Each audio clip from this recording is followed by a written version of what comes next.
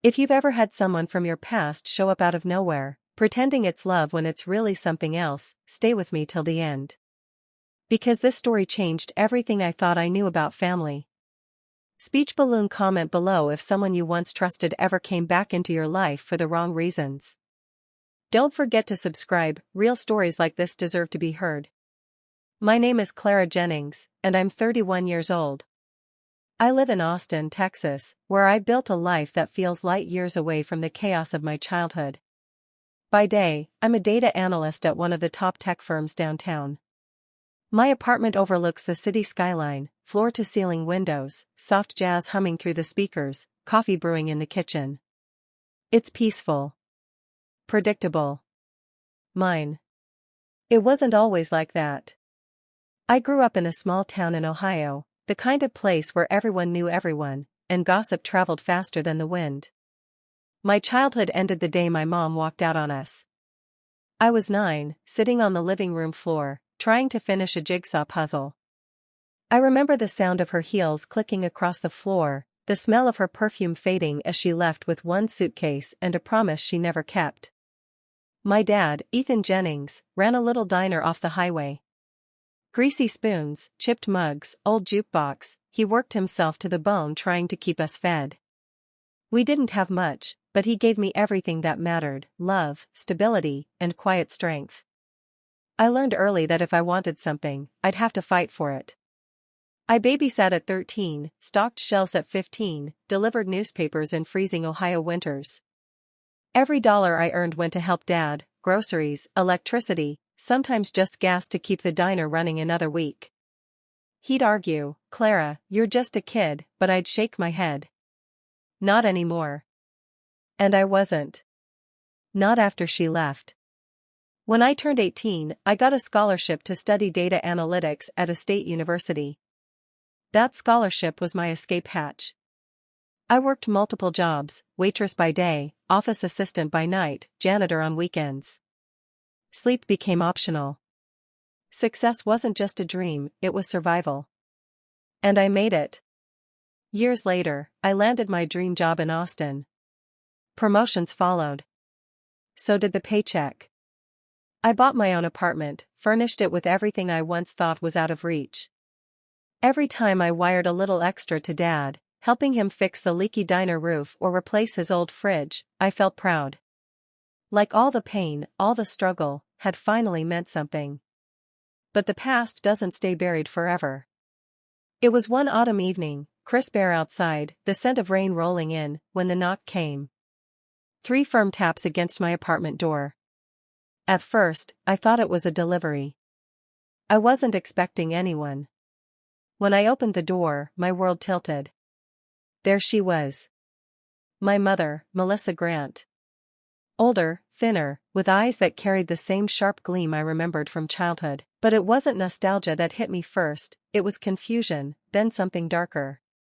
And beside her stood a tall, cocky-looking young man in a designer jacket, scrolling through his phone without even looking up.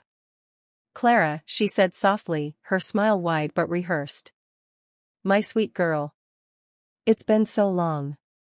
Her voice, the same one that used to hum lullabies before vanishing into silence, scraped against every raw nerve I had left. I froze. My throat went dry. "What are you doing here?" Her arms opened for a hug I didn't return. "I had to see you.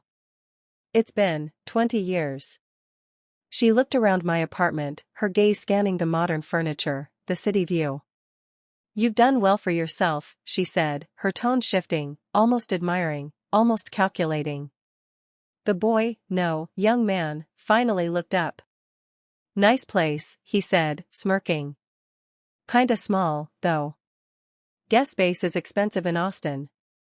That was my introduction to Landon, my half-brother. The son she had after she left us. We sat down, them on my couch, me gripping my mug like it was armor. My mother started with small talk, how proud she was, how much she'd missed me. But every word rang hollow, like lines from a script she didn't believe in. Then she said it. The reason she was really there. "I heard you're doing really well now," she began, voice syrupy sweet. Your company must pay you a fortune. I stiffened. Why do you ask? She smiled. Landon's starting college next month. His tuition is $60,000 a year. We're struggling. I was hoping you could help, maybe $3,000 a month. Just until we get on our feet.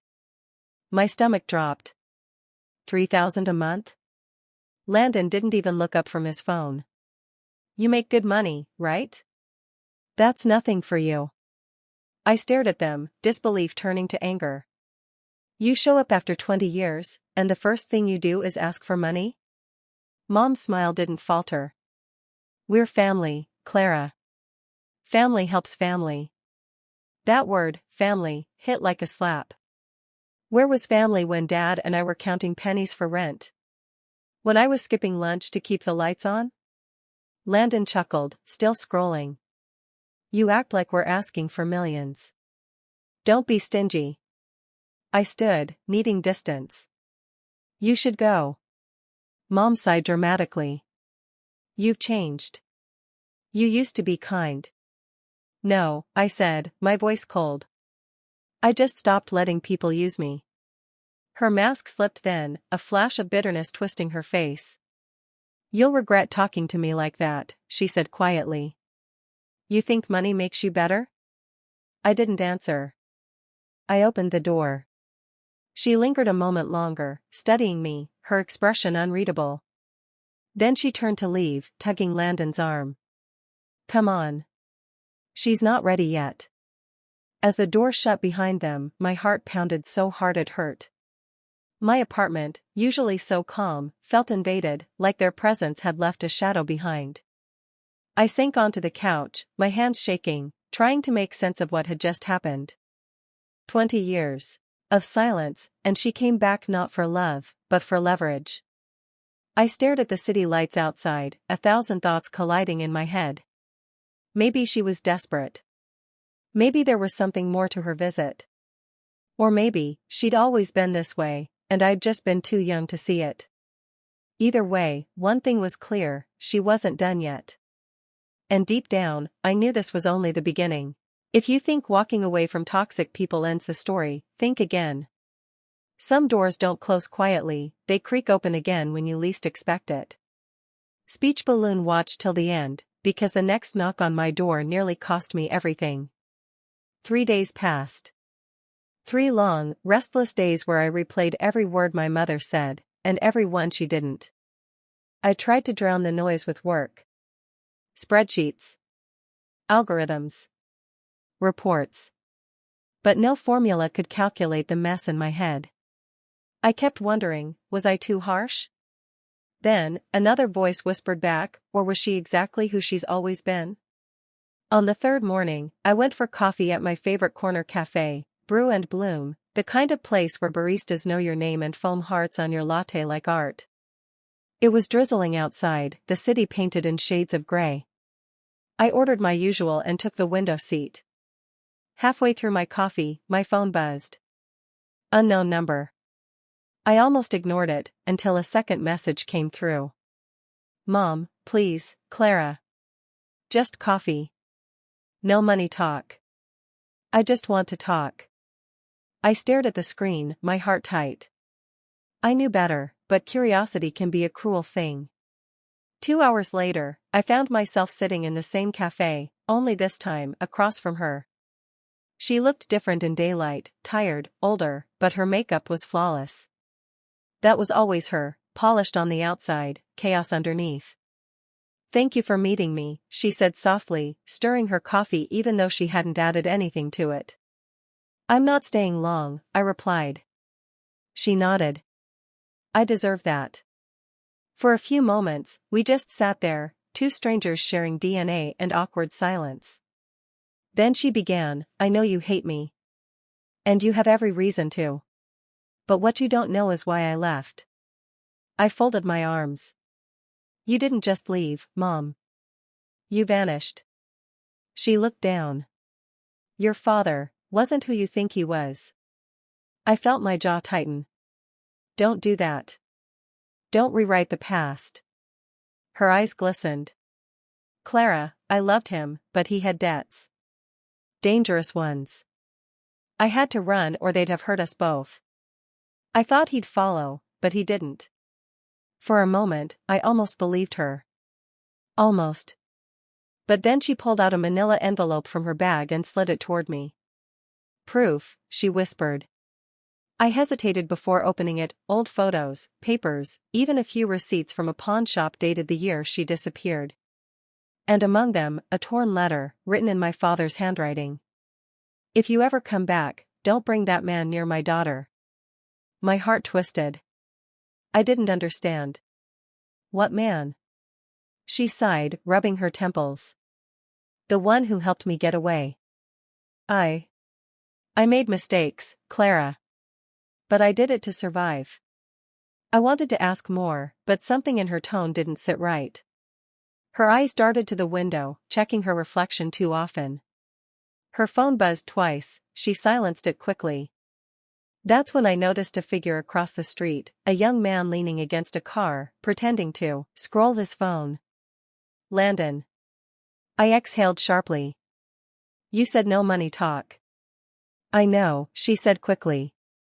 But please, hear me out. My gut twisted. You didn't come alone.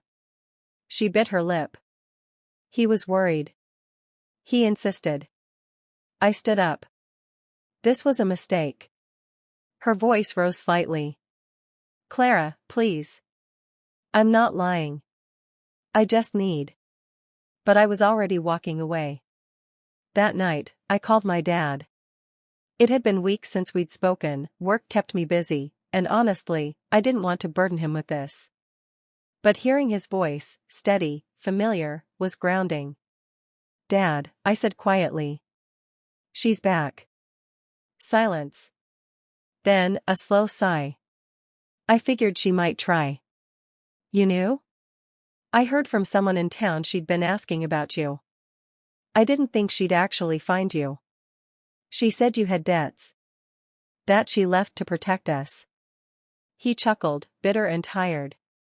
Of course she did. That woman could make a lie sound like a prayer. My throat tightened. So none of it was true?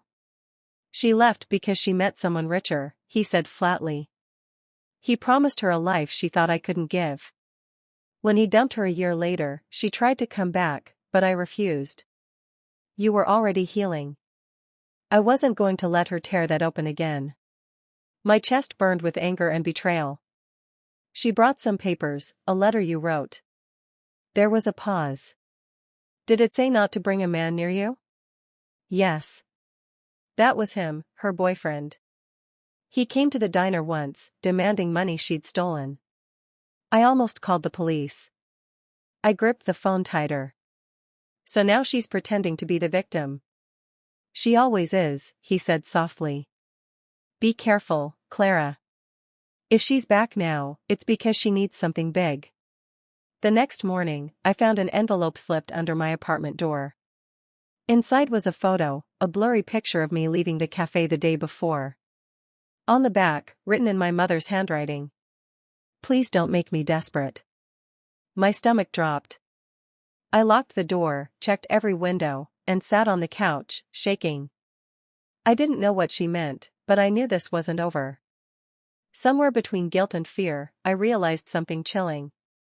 She wasn't asking anymore. She was warning me. And whatever came next, it wouldn't be just about money. The message on the back of that photo haunted me all night. Please don't make me desperate. Those words echoed in my head like a ticking clock I couldn't silence. By morning, I hadn't slept. I brewed black coffee and stared out the window, my reflection pale in the glass. Somewhere in Austin, my mother, the woman I'd spent 2 decades trying to forget, was plotting her next move. Part of me wanted to go to the police. But what would I even say? That my estranged mother is sending me emotional threats? They'd laugh it off. So I did the only thing I knew how to do, act normal. Pretend control. At work, I buried myself in spreadsheets, performance charts, and meaningless meetings. But every vibration of my phone made me flinch. I kept checking my inbox, half expecting another message, another warning. By noon, it came. Mom, please meet me one last time. I swear it's not about money. I'll prove it. Attached was a picture of her, sitting outside a small park cafe called Riverside Grounds. She looked exhausted, no makeup, hair tied back. Not her usual polished self. And for reasons I still don't fully understand, I went. Riverside Grounds was quiet that afternoon. Only a few people scattered around, students studying, a man feeding pigeons, a mother pushing a stroller. When I walked in, my mother looked up, eyes wide with relief. You came. I'm here, I said flatly. Say what you need to say. She gestured to the chair. Please. Just sit. Reluctantly, I did. I've been thinking a lot about what you said, she began, her voice trembling. You're right. I messed up. I left you. I can't fix that. But I can try to explain. Her tone was different this time, softer, rawer. She reached into her purse, pulled out an old photo. It was me at 10, smiling awkwardly, missing a tooth, sitting next to my dad outside the diner. I used to carry this, she said.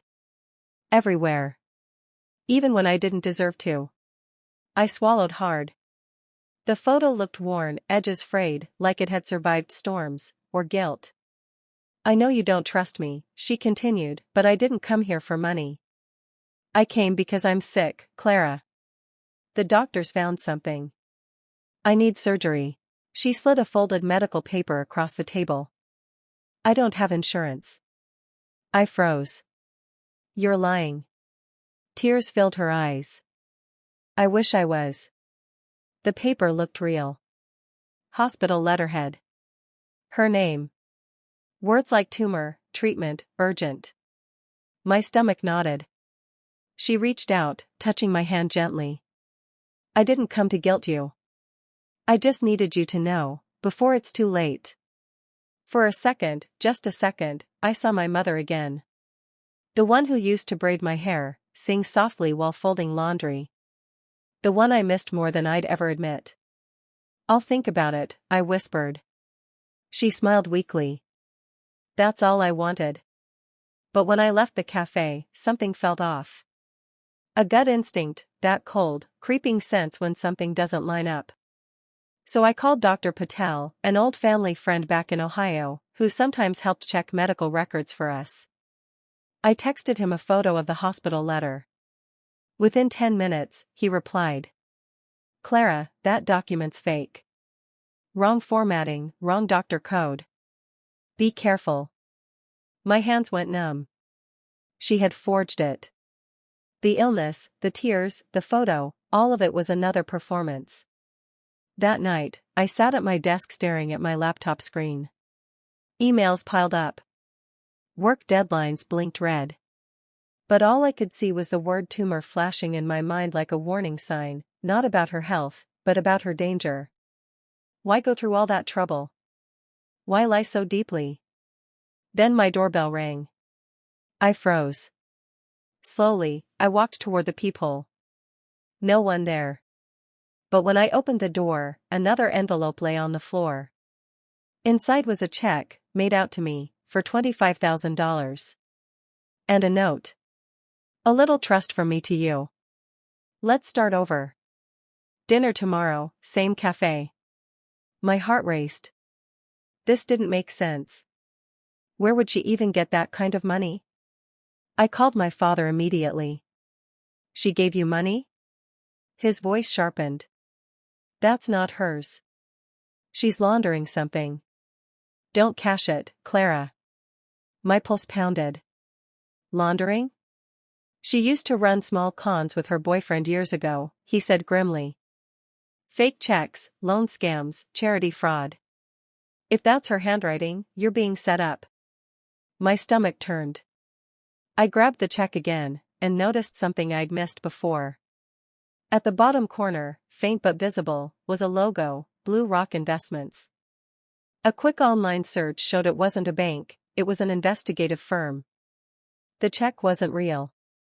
It was bait. And suddenly, I knew what she was doing. She wanted proof that I'd accept the money.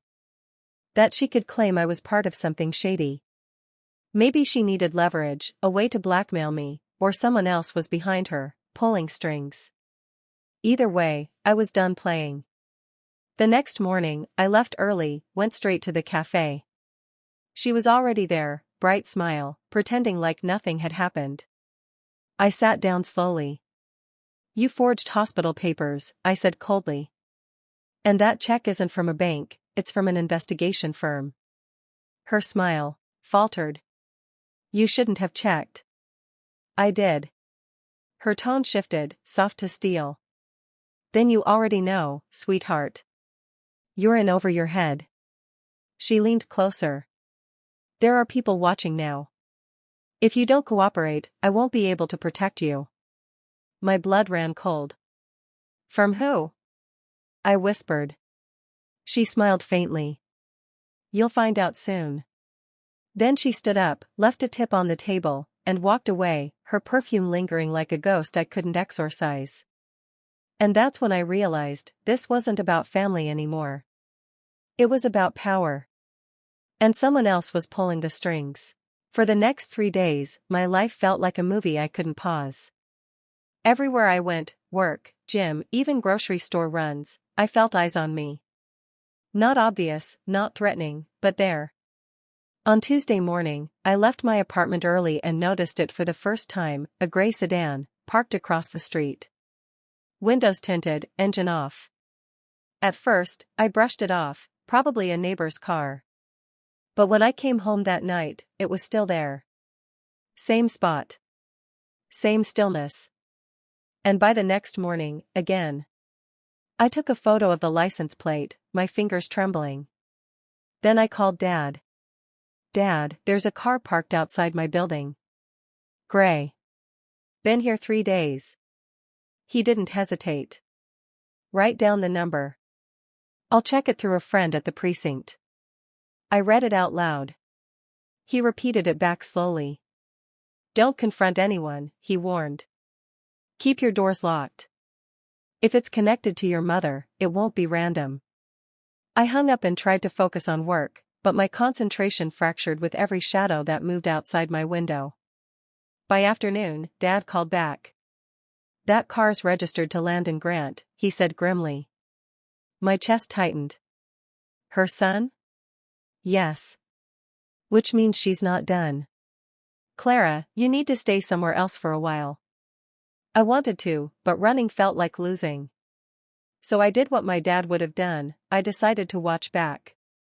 That night, I waited. I turned off the lights, stood behind the curtain, and watched the gray car parked beneath the street lamp. Around midnight, the driver's door opened. A tall man stepped out, not Landon. Older. Mid-40s maybe. Black jacket, baseball cap, and the casual confidence of someone who didn't care if he was seen. He lit a cigarette, glanced at my building, then made a short call on his phone. His voice carried faintly through the night air. "Yeah. She's here." "No, she doesn't know yet." My heart raced. "She's here." He was talking about me. He hung up, looked straight toward my window, like he knew I was watching, then got back in the car and drove off. By morning, I had no appetite. I barely made it through my morning meeting at work before excusing myself. My head was pounding, fear mixed with confusion. Who was that man? Why was he following me under Landon's name? I decided to go to the Riverside Cafe again, the last place I'd seen my mother. Maybe I'd find her. Maybe I'd find answers. When I arrived, the waitress recognized me instantly. "Oh, you're Melissa's daughter, right? She was here earlier." My heart jumped. "Did she say where she was going?" "She left this for you." She handed me a small white envelope. Inside, a key and a handwritten note. "If you want to know the truth, come to 47B South Dock, 9 p.m. Come alone." South Dock. A half-abandoned warehouse district on the edge of the river. Everything in me screamed, "Don't go." But part of me, the part that needed closure, couldn't resist. That night, I parked a few blocks away, the wind cutting cold against my skin. The warehouse loomed like a skeleton of steel and rust. I gripped the key and found a side door marked 47B. It opened with a slow, echoing creak. Inside, the air smelled like dust and old oil. A single hanging bulb flickered above a wooden table. On it, a stack of papers, an open laptop, and a familiar photo, me, at my apartment window. My pulse spiked. Footsteps echoed behind me. I spun around. The man from the gray car stood there, hands raised slightly. "Easy," he said. "I'm not here to hurt you." "Who are you?" He reached into his jacket slowly, and pulled out a badge. "Agent Cole Myers, Federal Financial Crimes Division. We've been investigating your mother for 2 years." I stared, speechless. "What?" "She's been running a fraud network, fake charities, investment scams, check laundering. She's smart, but she got sloppy. We believe she's using your name for one of her accounts." I felt the air leave my lungs. "My name?" He nodded. "There's an offshore account, listed under Clara Jennings Investments.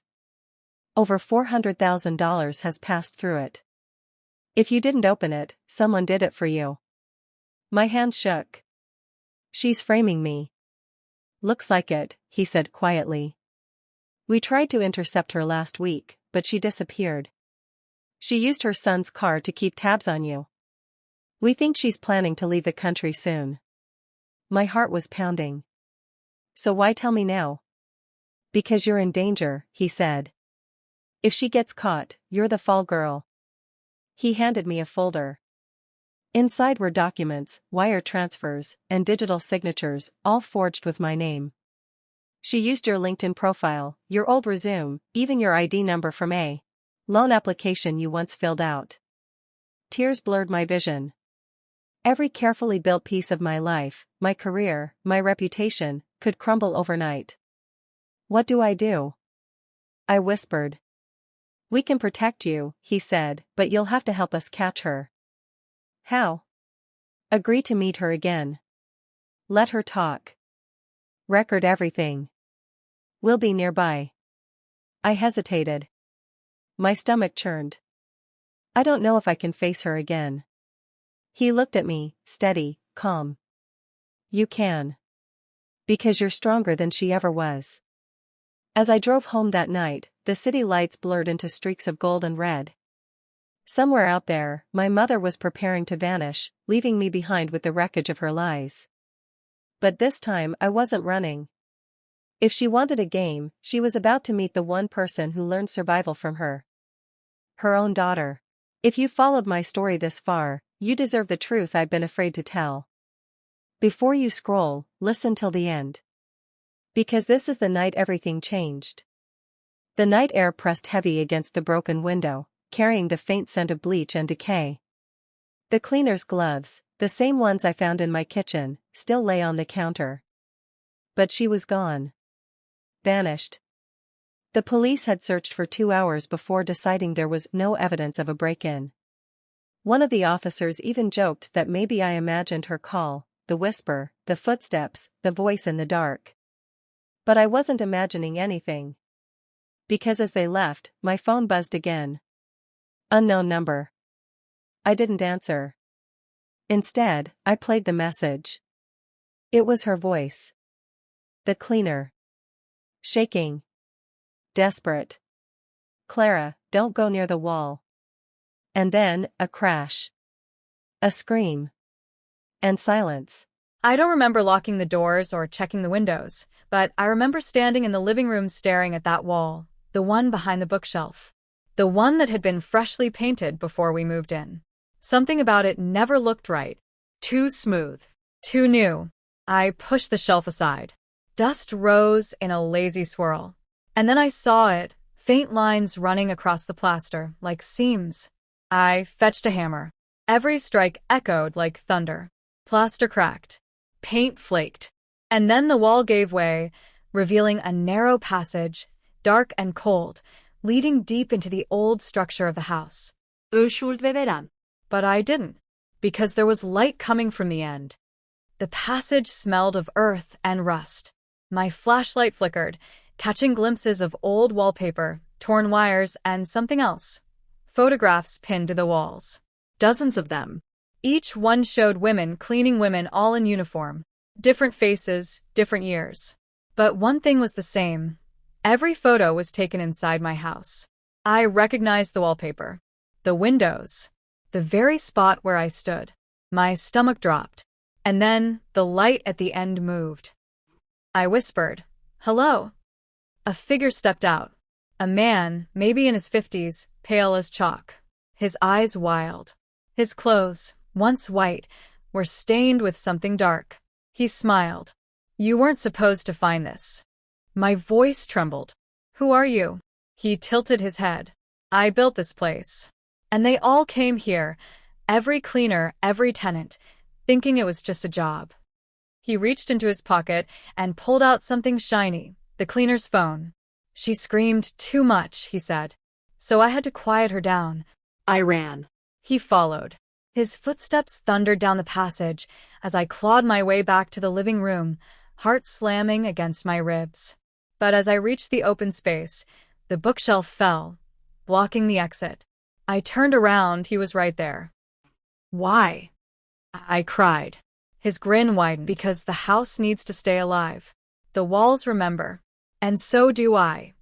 He lunged. But before he could reach me, I swung the hammer. Once. Twice. He collapsed. The silence that followed felt endless. I called the police again. This time, they came with sirens blazing. They found the passage, the photos, the remains of others who'd gone missing years before. The cleaner's body was among them. They told me the man was a contractor who'd owned the house decades ago. He was never caught after a series of disappearances. Until now. The house was sealed off for investigation. I moved out that same week. But sometimes when I scroll through my phone at night, I still get that same number calling. No message this time. Just breathing.